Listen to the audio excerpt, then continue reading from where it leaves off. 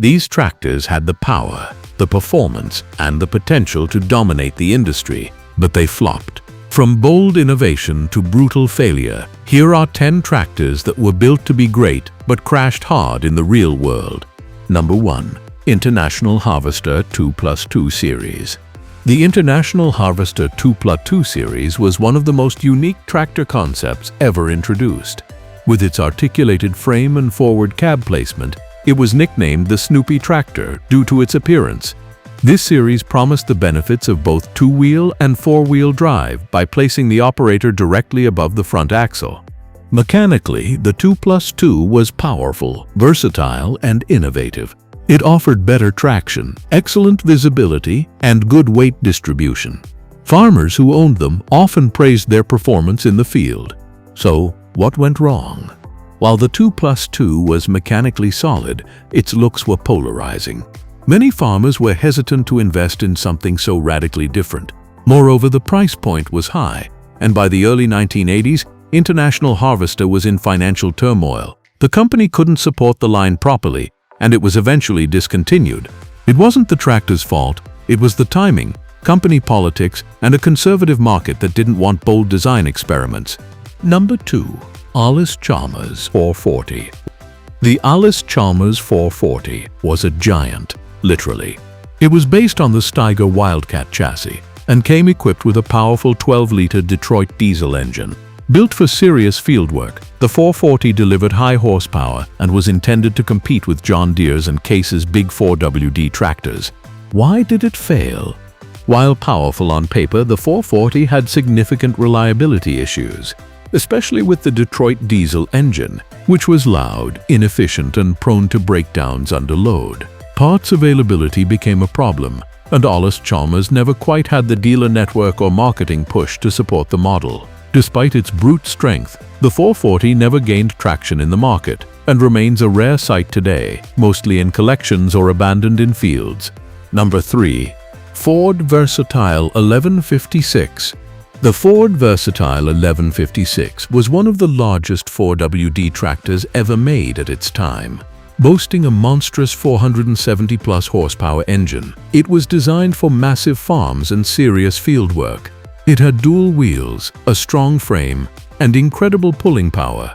So, what went wrong? Simple. It was too much tractor for most farmers. The market for such high-powered equipment was extremely limited. Fuel economy was poor, maneuverability was difficult, and only the largest farming operations could justify its cost. As a result, the 1156 flopped commercially, despite being a mechanical marvel. It was great, just not for its time or audience. Number 4. Massey Ferguson 1505. The MF 1505 was Massey Ferguson's answer to the growing demand for articulated 4WD tractors in the 1970s. With a 170 horsepower V8 engine and a heavy-duty frame, it was built to be a powerhouse in the field. Why didn't it succeed? The MF 1505 had poor weight distribution and handling issues that limited its effectiveness. The V8 engine, though powerful, had fuel economy issues and required frequent maintenance. Worse, Massey Ferguson's dealer and service network couldn't keep up with the model's demands. Farmers who bought the 1505 were often left frustrated with breakdowns and service delays. It wasn't that the tractor didn't have potential, it just wasn't refined or supported enough to survive. Number 5. Case IH 9180. The Case IH 9180 was part of the powerful 4WD lineup built after the merger of Case and International Harvester. With up to 400 horsepower and a durable frame, it was a serious tool for serious work. Why did it fail commercially? The 9180 was plagued by poor marketing, limited dealer training, and post-merger confusion. Farmers didn't know whether to trust the new Case IH brand, and the tractor's maintenance complexity made some owners regret their investment. It didn't help that the machine was released during a farm economy downturn. Mechanically solid and capable, the 9180 just couldn't overcome the market's hesitancy. Number 6.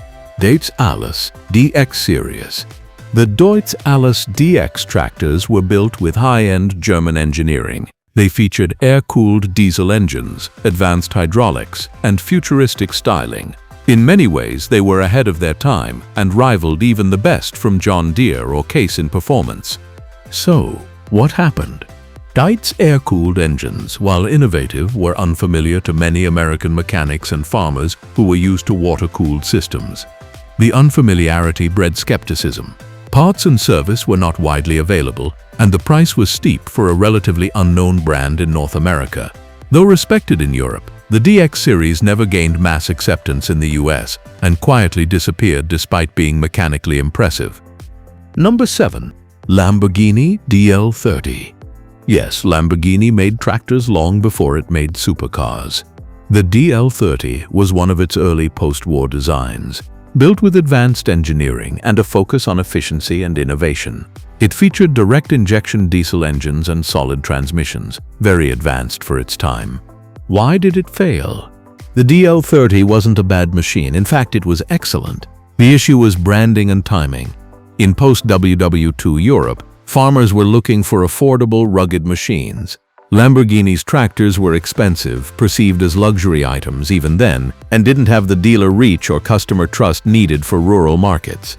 As a result, Lamborghini's tractor line always stayed niche, even though the machines themselves were often superior to competitors. Number 8. Bellarus MTZ tractors.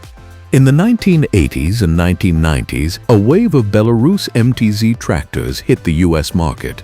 These Soviet-built machines were rugged, cheap, and mechanically sound. Farmers were attracted to the low price tags and strong horsepower ratings. Why did they flop? While durable, Bellarus tractors suffered from extremely poor ergonomics, confusing controls, and terrible customer support. The manuals were often poorly translated, parts were hard to find, and service technicians were few and far between. Many owners found themselves stuck with tractors they couldn't fix or operate properly. Despite the tractors being mechanically decent, they gained a reputation for being unreliable, more due to support than the machines themselves. Number 9. John Deere 80110, 8020. The 8110 and 8020 were John Deere's first attempts at building a 4WD tractor, and they were mechanical beasts. The 8020 in particular boasted 215 horsepower, an 8-speed transmission, and a powerful Detroit diesel engine.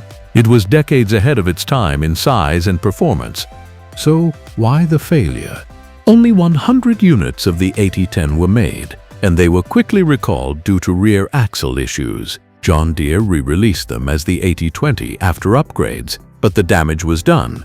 Farmers were skeptical, and Deere pulled the plug. Ironically, the few remaining 8020s are now rare collector's items worth a fortune. But at the time, despite their engineering excellence, the 8010-8020 failed commercially due to poor initial execution and cautious customers. Number 10.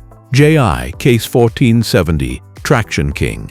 The Case 1470 was one of the first tractors with a full-time four-wheel drive system and articulated steering.